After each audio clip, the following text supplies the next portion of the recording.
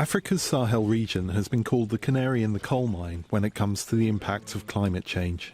The Sahara Desert, which skirts the Sahel to the south, has expanded by 10% over the past 100 years, according to a National Science Foundation study. As land for growing crops and rearing livestock becomes scarcer, it is causing intercommunal violence in countries like Burkina Faso. The violence has contributed to a 6-year conflict between the Burkinabe government and groups linked to the Islamic State and Al-Qaeda. Now, a Belgian-African company called Hommes is working to curb desert expansion by planting trees and making land usable again in some of Burkina Faso's most conflict-affected areas. En plus, souvent, les gens parlent de changement climatique. More and more people are talking about climate change as something that falls on them and that we're all responsible for it. There are many things we could do to reduce logging, to control animal grazing, to protect young trees, to improve farming and forestry techniques, to make better use of what we have. Pour protéger les jeunes arbres, pour améliorer les techniques d'agriculture ou de foresterie, et donc en fait mieux exploiter ce qu'on a, renforcer aussi les forêts. Donc on peut vivre, il y a des modèles économiques qui existent, mais on est en fait dans une... By planting trees, locals can make money from producing oil, nuts and seeds. Trees also make the ground fertile again, which means it can be used for farming or raising livestock. One Hommes worker, whose identity we have protected, says life had been very hard in his community before the project began.